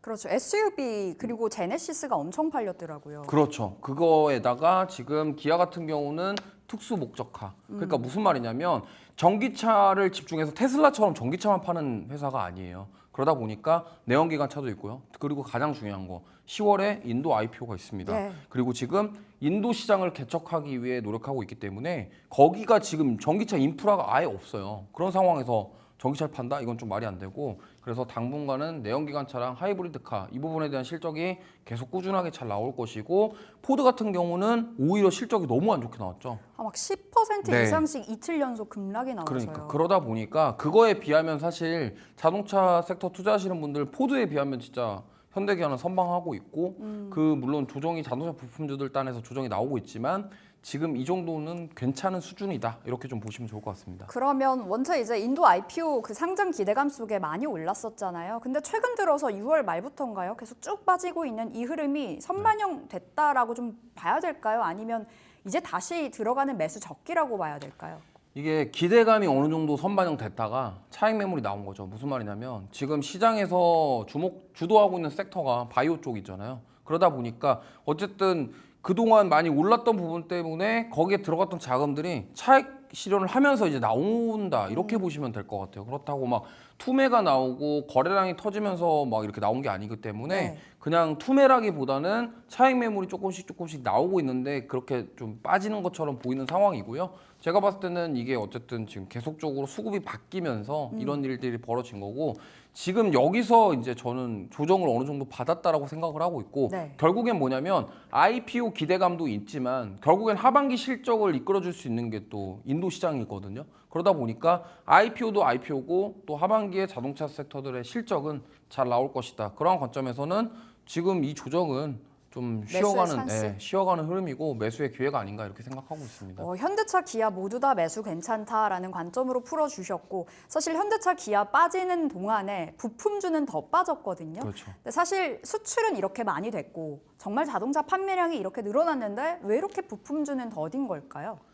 아무래도 이제 시가총액에 영향이 좀 있지 않을까 싶습니다. 그러다 보니까 아무래도 좀 팔려는 사람들이 조금 더 팔게 되는 이런 현상이거든요. 네. 그다음에 그 패시브 자금이라고 해서 어느 정도 대형주 같은 경우는 일부 하락이 나오면은 좀 메이저 수급들이 막아주는 그런 경우도 있어요. 그러니까 이거를 뭐 중소형주는 이렇게 많이 빠지고 뭐 이렇게 빠지고 이렇게 생각을 하실 필요가 없고 시가총액 대비했을 때 지금 대형주들 단에서는 물론 같이 빠지긴 했지만 어쨌든 빠지는 폭 변동성 자체가 시가총액 작은 종목들에 비해서는 적다라는 부분들 네. 이거는 감안하셔야 되는 거고 뭐 투자해 보신 분들 아시겠지만 보통 중소형주들 변동성 큰 종목들은 하루에 변동성이 뭐 20% 뭐 20% 이상도 인 것도 많이 있잖아요. 그러다 보니까 그러한 측면에서 봤을 때 부품주들은 대부분 이제 현대랑 기아보다는 시가총액이 낮고 그러다 보니까 이 부분에 있어서 어느 정도 조금 더 많이 빠질 수밖에 없는 지금 상황이 만들어지고 있기 때문에 그런 것이다 정도로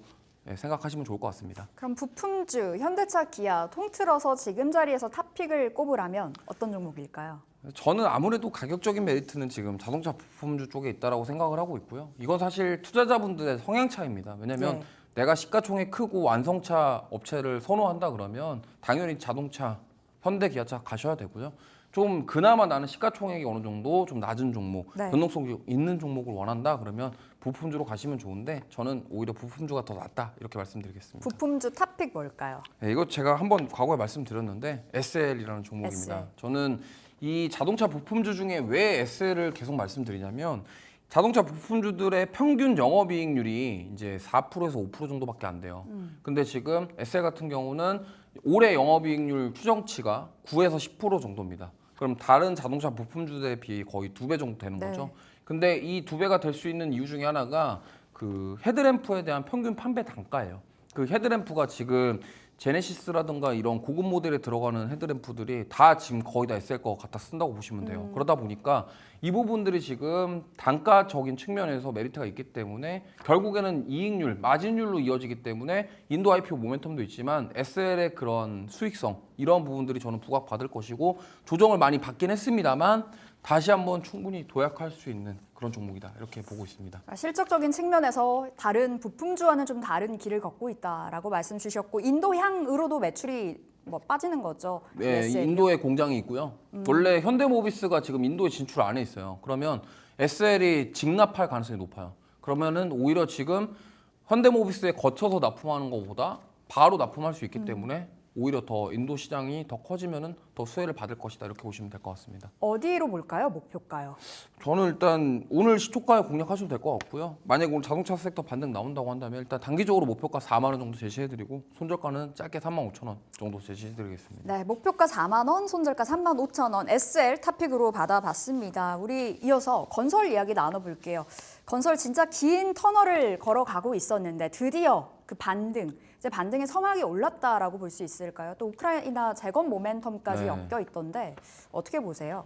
지금 사실 건설주부터 시작해서 우크라이나 재건주도 올라오는 가장 큰 이유는 트럼프 후보 때문입니다. 네. 그렇기 때문에 종전시킨다라는 얘기 그리고 물론 인프라에 대한 부분들은 두 대선 후보가 뭐 공통 사항이기 때문에 그거는 크게 신경 안 쓰셔도 될 것 같고 결국에는 지금 트럼프가 조금 우세할 경우에는 재건주들이 좀 강세를 보이는데 사실 뭐 이거는 엎치락뒤치락 하고 있어가지고 아무래도 지금 누가 되던 간에 전쟁은 종전될 것이다 이러한 의견이 좀 지배적인 것 같아요. 그러다 보니까 좀 올라오고 있다 이렇게 보시면 되겠고 사실 건설주들은 GS건설이 지난주에 어닝 서프라이즈가 나오면서 크게 올랐죠. 네, 크게 상승이 나왔는데 결국에는 지금 어쨌든 우크라이나 재건에 대한 모멘텀들 이런 것들로 좀 가는 거지 지금 국내 부동산 시장에 대한 부분들이 완전히 해소된 건 아니에요. 그러다 보니까 일시적인 반등일 수 있다라는 점은 꼭 확인하셨으면 좋겠고 만약에 이제 건설 기계단, 인프라단으로 만약에 좀 올라간다고 한다면 결국엔 금리 인하가 되는 시점에서 네. 좀 본격적으로 상승이 나오지 않을까. 이렇게 오히려 보고 있습니다. 인하 시그널이 제대로 나왔을 네. 때 뭐 9월이 될 수도 있겠네요. 그렇죠. 아직은 시기상조다라는 그 이야기로 들리는데 네. 그럼 미국 대선 전까지는 계속해서 좀 튈 것 같아서요. 단기적인 전략으로는 좀 챙겨갈 수 있는 쪽일까요? 물론 단기적으로 이렇게 한번 크게 상승이 나오면 수급이 계속 유입되고 있고 최근에 우크라 재건주들 위주로 수급이 많이 들어오고 있어요. 그러다 네. 보니까 단기적인 시세를 노려볼 수는 있습니다. 하지만 변동성이 클 수 있다라는 점은 감안하셨으면 좋겠고 이게 어쨌든 우리나라 부동산 시장이랑도 연결이 되어 있고 아무래도 해외 수출에 대한 모멘텀이 있는 기업들을 위주로 좀 보시는 게 좋을 것 같습니다. 알겠습니다. 그럼 지금 인프라 쪽을 주목을 해볼까요? 건설 기계 쪽이요? 네, 저도 근데 오히려 건설기계 쪽이 좋을 것 같아요. HD 뭐 현대건설 기계 같은 경우에는 투자 네. 의견은 뭐 높이고 목표 주가는 낮추고 뭐 되게 엇갈리더라고요. 네. 주가가 네. 어떻게 바라볼지도 궁금하고 탑픽까지 알려주신다면요. 일단 탑픽은 현대건설 기계입니다. 아, 탑픽이에요? 현대건설 기계고요. 이게 투자 의견 하향된 부분이랑 뭐 목표가 상향 이게 좀 저도 이거 보면서 그렇죠. 좀 이 뭐지 이렇게 생각을 들었는데 양날의 검을 좀 가지고 있다고 보시면 돼요. 지금 현대건설기계 같은 경우는 인도랑 브라질 등 이제 신흥 시장에 대한 매출이 괜찮아요. 근데 오히려 지금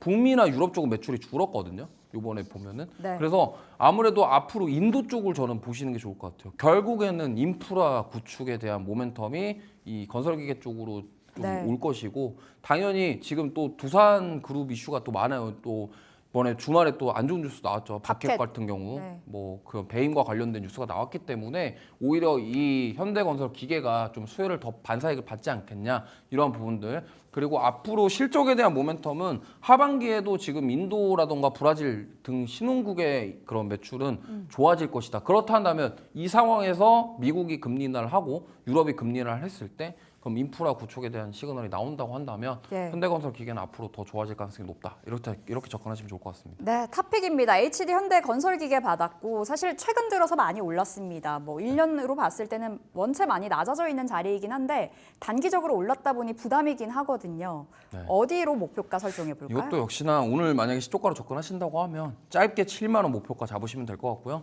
손절가는 6만 원 정도로 잡으시면 좋을 것 같습니다. 근데 네. 제가 봤을 때는 추가 상승 나올 만한 그런 모습이 아닌가 이렇게 좀 보고 있습니다. 지난 금요일 종가가 64,000원 선이고 한 71,000원까지 최근에 지난주에 터치가 그렇죠. 됐었습니다. 네. 목표가는 짧게 7만 원으로 손절가는 6만 원으로 챙겨보도록 하겠습니다. SP 인베스트먼트 이조 본부장 여기서 보내드릴게요. 말씀 고맙습니다.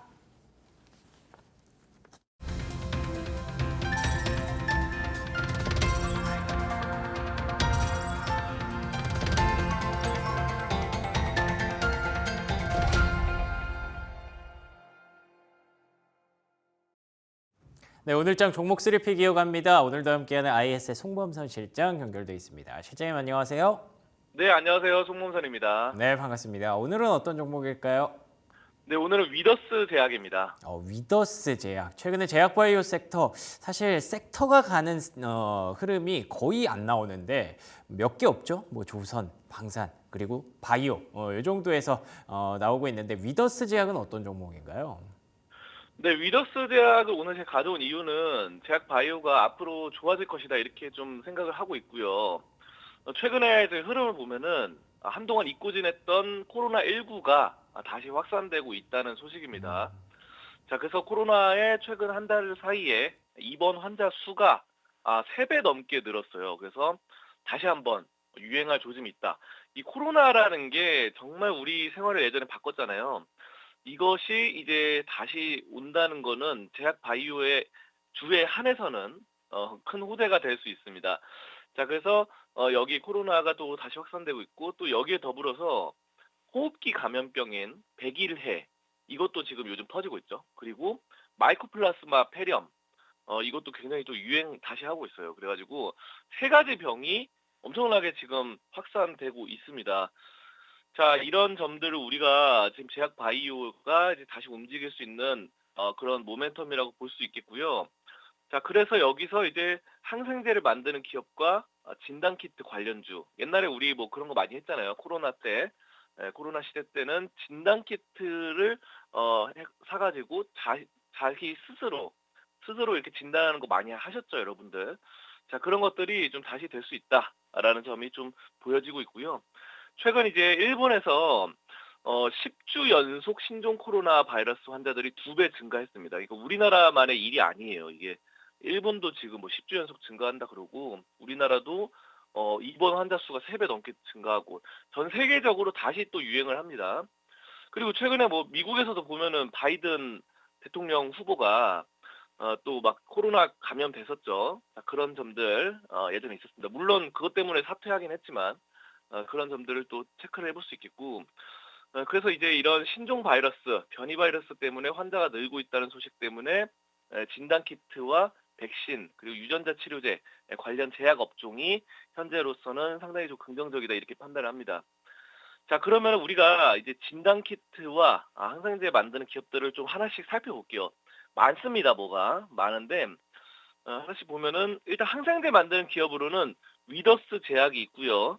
그다음 뭐 국제약품, 제일약품, 경남제약 뭐 이렇게 있습니다. 자, 그래서 있는데 이제 항생제라는 게 약이잖아요. 약이라서 항생제로 이렇게 치료를 할 수 있다라는 점이고, 자, 그리고 진단 키트로는 시젠, 휴마시스, 랩지노믹스, 수젠텍 뭐 이렇게 있습니다. 그 밖에도 몇 개 더 있는데 어쨌든 좀 제가 지금 대표적으로 말씀드리는 종목들이에요. 이 종목들은. 그래서 예전에 또 코로나 시대 때 엄청나게 매출이 대폭 성장하고 있었다. 이 종목들. 그래서 진단 키트로 정말 잘 나갔던 회사들이죠. 그래서 시젠 근데 중요한 건요. 시젠과 휴마시스, 랩지노미스, 수젠텍 전부 다 그 진단 키트 종목들 현재 여러분들이 그 재무제표를 확인해 보시면은 전부 다 적자로 돌아섰어요. 이상합니다. 그때는 엄청나게 그 성장했어. 특히 시즌 같은 경우는 그 당시 이제 코로나 진단 키트 처음 만들고 이래가지고 장난 아니었거든요. 근데 지금 완전 적자가 됐어요. 그래서 제일 중요한 건 뭐냐면은 대부분의 그런 진단 키트 업체들은 다 적자가 됐어요. 근데 어떻습니까? 위더스 제약, 위더스 제약은 흑자라는 거죠. 네, 현재도. 그래서 이런 점들을 우리가 좀 보실 수 있겠고, 그러니까 위더스 제약은 그 코로나 단순 특수 테마 때문에 그때 이렇게 뭔가 좋았던 게 아니라 그냥 회사 자체가 꾸준하게 수익을 창출하고 있다는 겁니다. 그래서 현재로서는 실질적인 수익성이 잡히는 항생제 만드는 기업이 더 매력적이다. 뭐보다? 진단키트보다. 저는 이렇게 판단을 하고 있습니다. 수익성 한해서. 왜냐하면 진단키트는 적자가 많은데 그래도 항생제 만드는 기업들이 현재도 흑자가 많다. 이렇게 보실 수 있겠고요. 그 중에서도 제가 좀 재무제표 이런 것들 체크해 보니까 위더스 제약이 꾸준히 수익을 창출하더라고요. 자, 그래서 성장성이 있다는 점 보실 수 있겠고, 화면에 보이시다시피 매출이 꾸준하게 나오고 있다라는 점이고요. 부채가 낮고요. 부채가 뭐 44% 뭐 이렇게밖에 안 됩니다. 자, 그리고 유보율이 3000% 넘게 좋습니다. 자, 그래서 위더스 제약이 이렇게 꾸준하게 좋은 이유는 사실 그때 뭐 코로나 특수로 이렇게 성장한 회사가 아니에요. 이 회사는. 그냥 원래 해오던 항생제 이런 것들을 하던 회사고, 여기서 이제 항생제보다도 더 그 수익성 큰, 매출이 더 비중이 큰 게 뭐냐면은 고령화, 이 노인성 질환, 이런 것들을 주력을 하고 있습니다. 그래서 노인성 질환 고령화 관련된 것들이 이제 48% 정도 매출의 비중을 차지하고 있어요. 그래서 만성 질환 이런 것들을 타겟으로 해서 고령자들이 많이 걸리는 순환기계 이런 병들 이것이 주력이고 근골격계 또 소화기계 이 질병이 세 번째입니다. 그리고 네 번째가 항생제예요. 근데 그래서 항생제가 비중이 아주 높지는 않지만 어쨌든 이제 꾸준하게 해왔다는 거 이런 점들이 좀 주목해 볼 수 있겠습니다. 그리고 중추신경계 의약품도 하고 있죠. 자, 그래서 이제 항생제도 잘 하고 있다. 그리고 여기에 더불어서 이제 보니까 계량신약 쪽을 많이 하더라고요. 그래서 계량신약 해서 이게 뭐냐면은 기존에 나와 있던 신약을 이제 고부가 가치로 해가지고 업그레이드 하는 거예요. 더 좋게 만들어서 새로운 신약으로 만드는 겁니다. 계량신약. 그래서 기존에 나와 있던 뭐 삼성 바이오로직스나 셀트리온하는 그 제네릭하고는 조금 달라요. 제네릭은 단순 복제로 간다면은 계량신약은 한층 더 강화시키는 겁니다. 그런 것들을 위더스 제약이 잘해요. 자, 그렇게 보시면 되겠고, 차트를 보시면은 저점 하단선에서 이제 올라붙고 있다라는 점이 체크가 됩니다. 여러분들, 그래서 이제 일목균형표상 이렇게 볼 수 있는데, 이 종목이 사실 작년 11월, 1월 때 좀 많이 올랐어요. 그때 이제 제약바이오주 잠깐 반짝할 때, 그때 올랐다가 1월, 2월 되면서 많이 눌렸다가 현재는 바닥권입니다. 그래서 지금 다시 한번 올라오고 있죠. 그래서 구름대를 좀 돌파해 나가는 그런 흐름들이 포착되고 있어서 현재로서는 아주 긍정적이다 이렇게 판단하겠습니다. 좋습니다. 위더스 제약 코로나 관련 다시 유행이 다시 이어지면서 관련된 종목들 참 오랜만에 보는 것 같네요. 근데 그 종목들 안에서도 그래도 좀 흑자를 내고 있고 그리고 또 다른 모멘텀을 갖고 있는 위더스 제약에 대해서 한번 주목해 보도록 하겠습니다. 목표가와 손절가 들어볼까요? 네, 위더스 제약 이제 완전히 바닥권이기 때문에 목표가 잘 갈 것 같고요. 목표가로는 9,500원, 9,500원으로 여러분이 좀 보시면 되겠습니다. 그래서 막 정고점은 이거 완전 고점은 13,000원 막 이럴 때였거든요. 2023년 말에. 자, 그럴 때까지 바로 보기는 좀 힘들 것 같고 현재 이런 테마라던가 또 수익성이 꾸준히 나는 점 이런 점 봤을 때 9,500원으로 목표가 잡으시고 손절가는 7,500원으로 잡도록 하겠습니다. 그리고 매수가는 오늘 이번 주 시작하는 월요일 장 아침 시초가 8,370원 전후로 매수를 잡아보시면은 위더스 제약 이번 코로나 다시 유행하는 거 또 기존에도 수익성이 잘 나왔는데 코로나 때문에 수익이 더 잘 나왔고요. 그런 점들 감안하셔서 여러분이 투자에 임하시면 좋겠습니다. 알겠습니다. 목표가 9,500원, 손절가는 7,500원 잡아주셨습니다. 송범선 실장과 함께했습니다. 실장님 고맙습니다. 감사합니다. 앵커의 픽으로 이어가겠습니다. 저는 오늘 단기적으로 어떻게 좀 볼 수 있는 그런 종목으로 준비를 해봤는데요. 우리 기술 투자를 준비를 해봤습니다. 이번 주 이슈가 정말 많습니다. 빅테크 기업들, 메타, 애플, 아마존 다 실적 발표하고요. 그런데다가 7월 FOMC 있고요. 그런데다가 고용보고서까지 발표가 되고요. BOE, BOJ 정말 굵직한 이슈들이 많아서 월요일만큼은 조금 좀 쉬어가지 않을까라는 관점에서 테마성 종목으로 가져와 봤는데요. 앞에서 제가 브리핑 뉴욕에서 언급드렸는데 트럼프 전 대통령뿐만 아니라 해리스 부통령까지 이 비트코인에 대해서 어떤 우호적인 발언들을 좀 내놨습니다. 그러면서 지난 주말에 비트코인 가격이 또 강하게 좀 뛰어 올랐기 때문에 그런 테마성 관점에서 우리 기술 투자라는 종목을 말씀을 드렸고요. 계속해서 강조드리지만 중장기 투자 관점이 아니라 오늘 좀 단기적인 어떤 관점이라는 거 다시 한번 언급을 드리면서 우리 기술 투자 한번 정해봤습니다. 자, 그러면 이어서 AI의 픽으로 넘어가 보도록 하겠습니다. 조금 구체적으로 오늘 날짜까지 한번 얘기해 보면 어떤 대답이 나올까 궁금해서 한번 시도해 볼게요. 7월 29일 월요일 코스피 추천주 한 주 알려줘. 오늘은 좀 다를까요? 2024년 7월 29일 월요일 코스피에서 추천할 주식은 삼성전자입니다. 최근 반도체 업황 개선과 함께 다르지 않네요. 삼성전자. 오늘도 삼성전자가 나왔는데 다른 대답을 언제쯤 할지 모르겠습니다만 시장이 그렇다고 하니 좀 어지럽다고 하니 계속해서 좀 대형주를 추천해 주는 것 같습니다. 챗GPT도 다 생각이 있는 거겠죠? 자, 전문가의 픽은 미더스제야. 우리 앵커의 픽은 우리 기술 투자. AI 픽은 오늘도 삼성전자였습니다. 조성우의 투자의 맛으로 이어갑니다.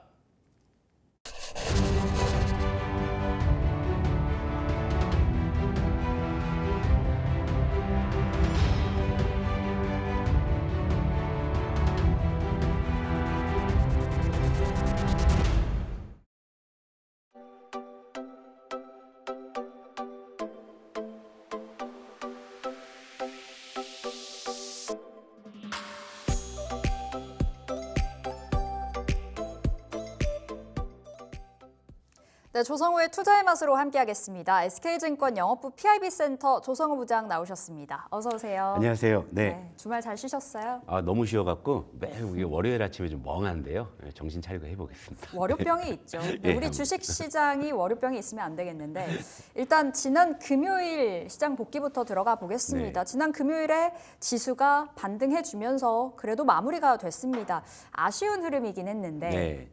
상승해줬다는 것만으로도 의미가 큰 것 같고요. 지난주 시장 어떻게 보셨는지 궁금하네요. 그러니까 전체적으로 이제 트럼프라는 인물이 등장하면서 우리 시장이 좀 극심한 변동성을 초래했고, 그리고 지난주 후반에는 변동성이 좀 잦아드는 그런 이제 모습들이 관찰이 되기 시작을 했고요.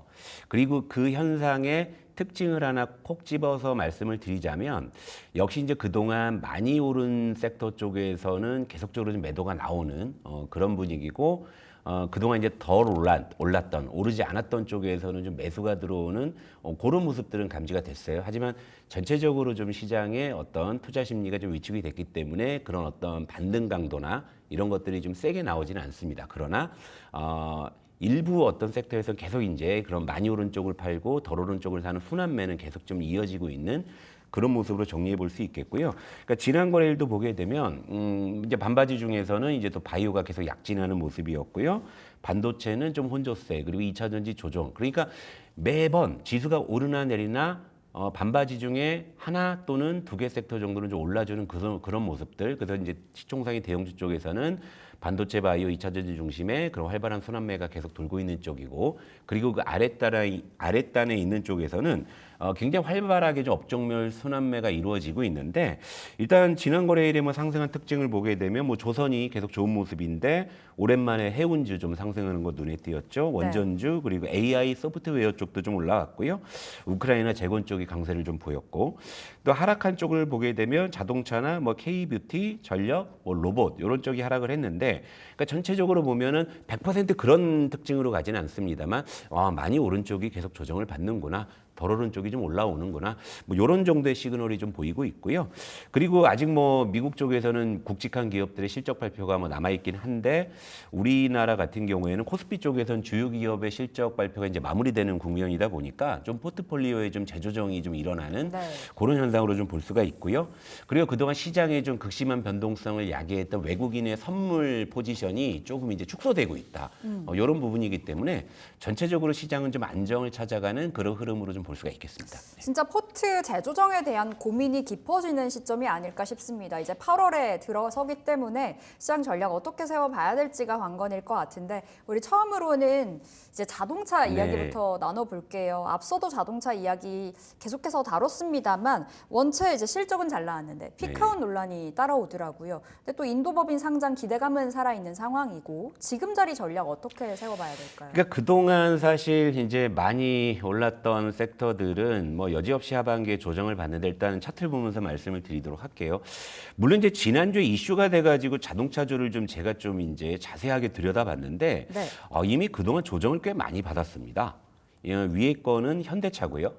아래 거는 기아인데, 물론 이제 지난 거래일에 이제 이슈가 좀 크게 이제 부각이 됐었죠. 일단 사상 최대 실적 분기 기준으로 그렇게 보여줬는데, 현대차가 장중에 7%대 좀 급락세를 보였고, 그리고 아래에 있는 기아도 4%대 급락을 이제 보였어요. 물론 이제 그동안 좀 조정을 받던 상황이었는데, 좀 더 이제 뼈아픈 조정이 이제 지난 거래일에 나왔기 때문에 자동차 관련해 가지고 좀 이슈가 부각이 된 것 같은데, 일단은 좀 이렇게 보시면 될 것 같아요. 일단은 좀 피크아웃 논란이 다시, 그러니까 자동차주가 작년에 사실은 좀 오를만 하면은 피크아웃 논란 때문에 주가가 좀 이제 제대로 가지 못했었고 굉장히 답답했던 모습이 여기도 나오죠. 바로 이런 부분이었잖아요. 이런 부분이었는데, 그럼에도 불구하고 나는야 간다 해서 실적을 계속 보여주니까 이렇게 올라왔었죠. 근데 이런 올라오는 와중에 이제 호재도 좀 많이 만발했었죠. 일단 뭐 밸류업에 대한 기대감도 있었고요. 실적은 물론이고, 그 다음에 현대차의 뭐 이제 인도법인 상장 기대감, 여기에 마지막에 이제 지배구조 개편 수의 기대감까지 해서 호재는 이제 다 머금고 올라왔었는데, 최근에 이제 조정을 받는 이제 가장 좀 1차적인 요인은 아무래도 이제 좀 실적에 대한 피크아웃 우려가 가장 크게 작용하겠죠. 왜냐하면 어떠한 주식이든 간에 실적이 그 주가를 뒷받침하지 않으면 조정을 받을 수밖에 없는 것인데, 일단 그 현대차가 최근에 이제 실적 발표 이후에 좀 목표 주가 하향 리포트도 좀 나왔습니다. 근데 내용을 보게 되면 뭐 미국 쪽 여전히 괜찮고 환율 효과도 여전히 좋은데, 뭐 내수 쪽이 좀 부진한 부분들, 그리고 이제 마케팅 비용이나 이런 부분들이 이제 상승하는 것들이 서로 상쇄가 돼서 실적이 여기서 이제 더 뻗어나가는 것보다는 좀 현상 유지 쪽에 조금 방점을 찍는 그런 내용의 리포트가 나오면서 목표 주가 하향이 되기도 했었고요. 그리고 최근에 이제 미국에서 완성차 업체인 GM이 또 어닝 쇼크를 냈거든요. 이제 그런 부분에 따라서 최근에 외국인의 매도가 쏟아지는 것도 물론 현대차 자체의 모멘텀도 있을 수 있겠지만, 또 GM에 대한 어떤 영향도 분명히 좀 있었을 거라고 봅니다. 그래서 이제 최근에 자동차주가 좀 하락을 하는 그런 모습이라고 정리해 볼 수 있겠습니다. 네. 원체 이제 업황에 대한 이야기가 나왔기 때문인 것 같은데, 주가가 이렇게 흔들릴 때 그러면 현대차, 기아 실적도 원체 좋았고 앞으로도 실적 좋을 거라는 이야기도 나오고 있고, 뭐 인도법인 이 상장에 대한 기대감도 살아 있다 보니 지금 자리 접근 괜찮을까요? 순한 맛일까요? 자세히 보니까 이 현대차 그룹주가 요즘에 주가 동향을 보게 되면은 이제 요 힌트를 좀 제가 찾았어요. 여러분들도 한번 보시면서 좀 이제 같이 공부해 보시면 좋을 것 같은데, 자, 차트를 또 볼게요. 자, 현대차 그룹주에서 또 다른 종목 두 개를 보겠습니다. 자, 위에 거는 현대글로비스예요. 네. 현대 기아차랑 좀 다르죠. 보시게 되면, 그죠? 다르죠. 그러네요. 예. 더 좀 선방하는 흐름이네요. 그리고 아래에 있는 종목은 현대모비스입니다. 뭔가 다르죠. 자, 그렇다면 왜 이런 이 차별화 현상이 나타날까 보게 되면, 지금 이 현대차 그룹주의 지금 주가 흐름은요, 딱 하나 떠오르는 모멘텀이 있습니다. 지배구조 개편. 예. 그게 아니라면 이 주가가 설명이 안 돼요. 왜 글로비스하고 모비스는 괜찮은데 왜 현대차, 기아만 빠져? 라고 보실 수 있잖아요. 네. 그런데 이런 패턴을 보여줄 때는 역시 좀 이제 지배구조 개편 이슈 쪽. 왜냐하면 이제 얼마 전에 정몽구 명예회장이 좀 위독하다는 그런 소식이 이런 관련주들이 급등을 했었던 적이 있거든요.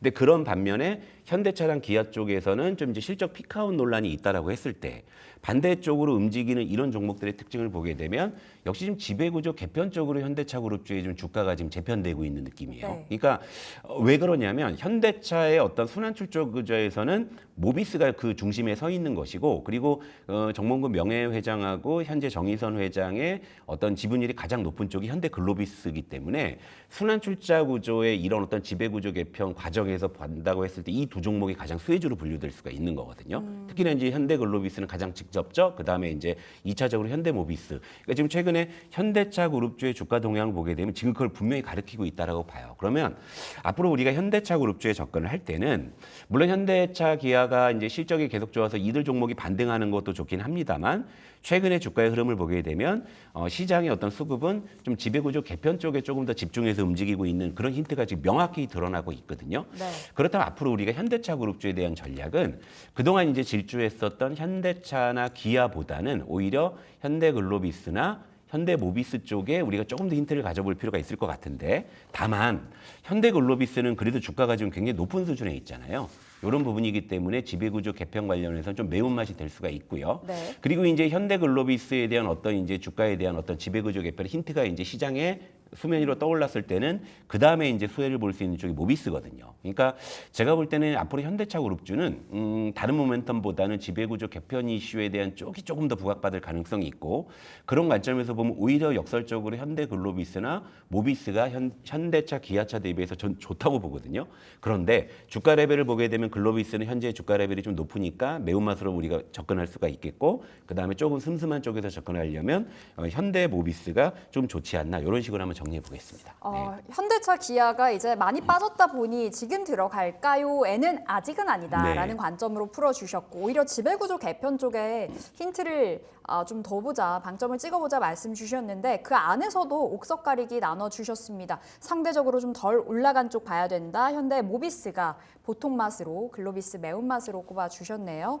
자, 우리 바이오 부장님 봐야 되겠습니다. 바이오는 쉬지를 않아요. 네. 계속해서 뭐 여러 가지 이슈가 모멘텀이 생기는 모양새고 최근 들어서는 다시금 뭐 코로나19 네. 확진자가 많아진다라는 뉴스도 나와주고 있고요. 뭐 그 안에서도 삼성 바이오로직스는 네. 또 올라갔고요. 네. 어떻게 봐야 될까요? 계속 가네요. 지금 바이오가 하여튼 뭐가 됐든 지금 계속 장작이 지금 이제 쌓이는 이런 상황이고요. 그리고 또 이제 뭐 코로나19가 지금 이제 재유행 조짐을 보이고 있으면 이게 또 기름을 부어줄까? 하여튼 바이오 쪽은 뭐가 지금 돼도 되는 집안의 모습의 전형, 그죠? 처음엔 트럼프 수혜라고 그렇죠. 했다가 그다음에 누가 되든 수혜다 그러고 지금 이제 코로나19 뭐 또 재유행까지 하여튼 바이오 쪽은 현재 뭔가 계속 이제 오를 거리들이 하나둘씩 모이고 있는 모습인데 일단 네. 또 차트를 보면서 말씀드릴게요.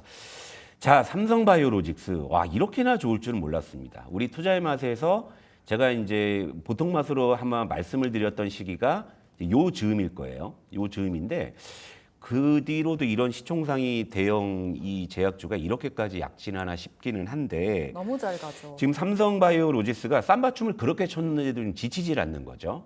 지치질 않는데 지난 거래일에도 장중에 6%대 급등을 했고 지금 이번 달에만 무려 지금 26%가 상승을 했거든요. 그러니까 굉장히 지금 사실 많이 오른 이런 이제 상황인데, 근데 이제 쌈바만 보면은 또 다른 건 안 올랐나 싶은데 그게 아니라 요 아래는 셀트리온인데, 자 차트만 보면은 얘는 안 오른 것 같잖아요. 안 오른 것 같은데 얘랑 대비해서 그렇게 보이는 것일 뿐이지.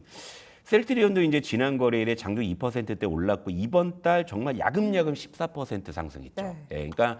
뭐 이제 삼성 바이오로직스를 보면은 뭐 셀트리온의 수익률이 좀 아쉽다 볼 수 있겠지만 자 우리 7월 하반기에 어떤 시장을 겪고 있습니까? 너무 힘들죠. 사실 이번 예. 달에만 코스피가 한 2.3% 넘게 빠졌거든요. 그렇죠. 7월 전반기에 지금 벌었던 거 지금 다 토해내고도 모자라서 지금 더 지금 토해낸다라는 표현이 나올 정도로 네. 7월 지금 하반기에 굉장히 흔들리는 시장에서 이렇게 꼿꼿한 추세를 보여주고 있다라는 것. 이거 지금 바이오가 지금 예전과 다른 모습을 좀 보여주고 있는데요.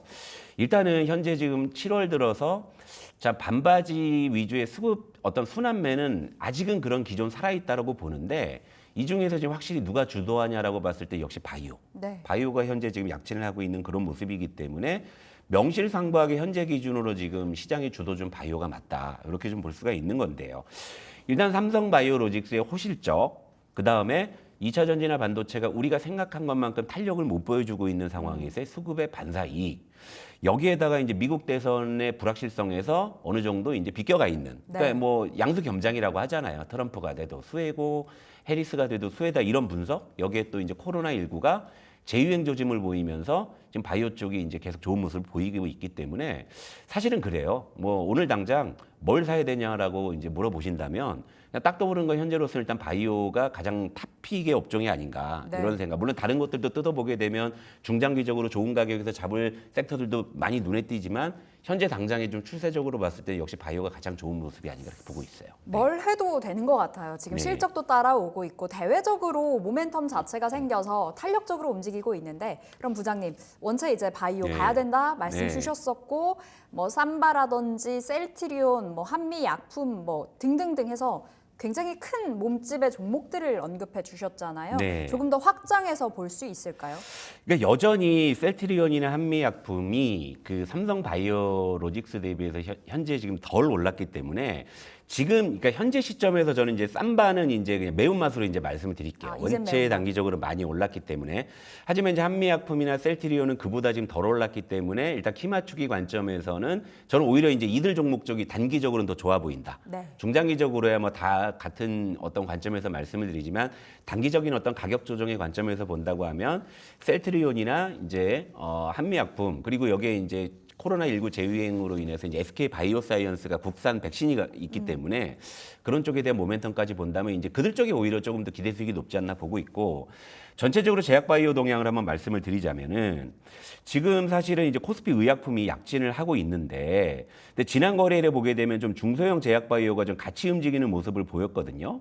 근데 여기에 이제 좀 불쏘시개가 돼줄 만한 이슈가 역시 좀 코로나19 재유행이라고 봅니다. 예. 제 앞선 코너에서도 이제 그 전문가의 픽에서 또 이제 코로나19 관련주를 또 픽을 해주시는데 저도 그런 관점에는 동의를 해요. 그래서 실제로 중소형 제약바이오 쪽에선 코로나19 뭐 모멘텀이 있는 뭐 진단키트라든지 아니면 뭐 음압병동이나 아니면 이제 백신 관련한 쪽, 항생제 쪽 분명히 시장 열리면 그쪽에서 지금 급등하거나 시세를 주는 종목들이 분명히 나올 거라고 봅니다. 그런데 그런 종목들은 원체 변동성이 크고 이것은 장전 방송이다 보니까 저는 딱히 그 코스닥 중소형 제약바이오 쪽은 픽을 해드릴 생각은 없어요. 사실 그 변동성을 여러분들께서 어떻게 하실지에 대한 제가 좀 그런 어떤 물음표가 좀 있기 때문에 네. 그래서 여전히 그래서 시총상이 대형 제약주 위주로 가는데 여기서 이제 코로나19 쪽이 조금 더 이제 부각을 받는다고 했을 때 역시 SK 바이오사이언스도 우리가 관심에 놓고 볼 수 있는 종목이 되겠죠. 자, 쌈반 너무 올랐어요. 그러니까 이제 셀트리온, 한미약품, SK 바이오사이언스 쪽으로 해서 우리가 좀 관심 종목을 좀 넓혀볼 필요가 있다. 이렇게 정리해 드릴게요. 네, 여전히 바이오는 봐야 된다라는 관점으로 말씀 주셨는데 그 안에서도 옥석 가리기가 필수이겠습니다. 원체 많이 올랐다 보니까요. SK 바이오사이언스까지 좀 추가해서 네. 셀트리온, 한미약품까지 더불어 보겠습니다. 자, 속도 내볼게요. 네. 조선주. 지난주 금요일에 조선주가 대단했습니다. 네. HD 현대중공업 실적이 뭐 예상치의 70% 네. 이상을 웃돌았다라는 그 성적표가 나왔고 네. 주가가 무려 18% 급등 나오고 네. 뭐 사실 조선주 다 좋았거든요. 네. 어떻게 볼까요? 자, 그림을 보면서 빨리 가시죠. 자, HD 현대중공업이 지난 거래일에 장중에 무려 18% 폭등이라고 해야 되겠죠. 그리고 이제 아래는 제가 조선주 쪽에서 여러분께 탑픽으로 제시해드린 현대미포. 예. 현대미포가 드디어 빛을 보네요. 이제 전일 장중에 이제 12% 급등을 했는데 일단 그 최근에 많이 오른 어떤 섹터들이 조정을 받는 가운데서 지금 조선주가 나홀로 다시 지금 신고가를 네. 뚫는 모습이잖아요. 그러니까 여기에 대한 배경과 그리고 앞으로의 전략을 또 같이 말씀을 드릴게요. 시간이 없어서. 자, 우리가 이런 얘기가 있죠. 자, 전인 미답, 그리고 전인 기답, 미지의 영역, 기지의 영역. 예. 그러니까 한 번도 가본 적이 없는 것, 가본 적이 있는 것. 지금 가보지 않은 길이죠, 이제. 예. 근데 조선주는 그 이제 전력 설비주나 아니면 그 밖에 방산주나 이런 쪽의 그 종목들은 사상 최고가 행진이잖아요. 누구도 가본 적이 없는 거예요. 그렇다 보니까 미지의 영역이잖아요. 언제 어디서 매도가 쏟아져서 조정이 나오거나 이런 부분에 대한 어떤 예측이 불가능하기 때문에 어떠한 악재가 있을 때는 또 급락이 나올 수도 있는 부분인데 조선주는 유독 다른 이유를 왜 다르냐면 그걸 제가 말씀을 드리도록 할게요. 자, HD 현대 미포 같은 경우에는 제가 말씀드린 전형적인 N자형 패턴 기억하라고 하셨죠? 자, 드디어 N자형 패턴 하단에서 나오죠? 자, 요것만 생각하시면 되는데 월봉을 한번 보도록 할게요. 네. 자, 이거 이제 그 신조선가가 사상 최고치였을 때 HD 현대 미포는 이 정도 주가 레벨이 있었거든요. 근데 지금 현대 미포는 급등했다 하더라도 이만큼의 룸이 있잖아요. 조선주가 왜 유독 다르냐면 여기는 전인 미답이 아니라는 거예요. 먹어봤죠? 고기도 먹어본 놈이 먹는다. 네. 그러니까 조선주에 대한 시각은요. 이걸 보면서 더 간다라고 얘기할 수 있는 근거가 되는 겁니다. 하지만 방산이나 전력설비나 이런 쪽은 가본 적이 없잖아요. 네. 그러니까 그 누구도 그 뒤의 일을 예측할 수가 없는 거죠. 그냥 말만 쏟아질 뿐인 거죠. 하지만 이 조선주 같은 경우에는 그 이전에 우리가 가본 길이 있기 때문에 이걸 기준으로 많은 데이터들이 쌓여 있는 거죠. 경험과 통계가 조선주에 대해서 신조선가가 세상 최고가일 때 주가가 이 정도였는데 왜 조선주가 이거 더 올라갈 수 있는 거 아니야? 이런 시각이 나와도 이상할 게 없는 그런 부분이기 때문에 약간 논리가 다르다.